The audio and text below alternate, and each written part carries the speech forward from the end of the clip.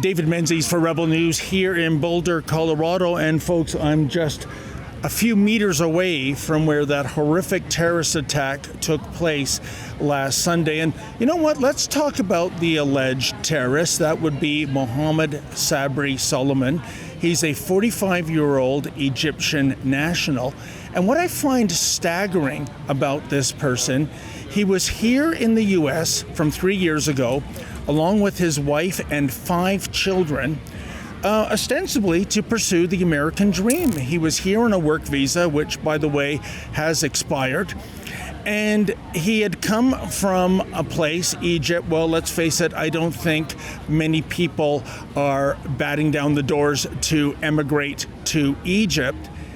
And yet, his absolute hatred for Jews and the state of Israel would make him throw away that American dream, would make him basically abandon his family so that he could toss some Molotov cocktails and make use of a makeshift flamethrower. But before I continue, folks, can you do me a favor?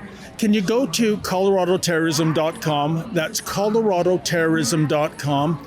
Please make a donation so that Lincoln and I can cover our expenses in coming all the way from Toronto to Colorado to bring you the other side of the story. Now, in the aftermath of that egregious attack, the Trump administration announced that Soliman's family were going to be deported to Egypt. But wait just a second here.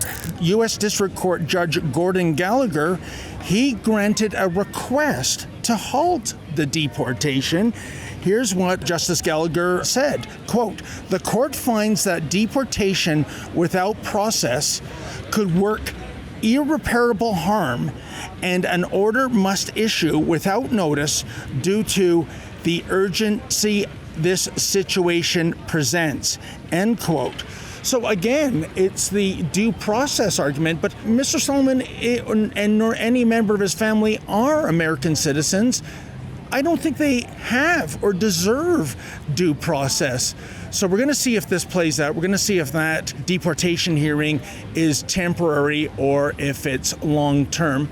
And I'm searching for the silver lining in this story, and all I got is this.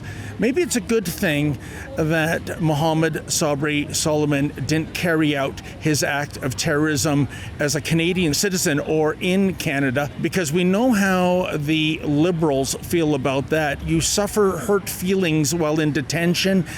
You get a $10.5 million compensation check. Yeah, I'm looking at you, Canada's homegrown Al-Qaeda terrorist, Omar Khadr. Unbelievable. For Rebel News, I'm David the Benzoid Menzies. Hey folks, cameraman Lincoln J and I are here in Boulder, Colorado. We're covering the aftermath of that horrific terrorist attack that occurred here last Sunday. Can you help us out? Can you help us with our modest expenses? Please go to coloradoterrorism.com. That's coloradoterrorism.com. And if you're able to, kindly make a donation.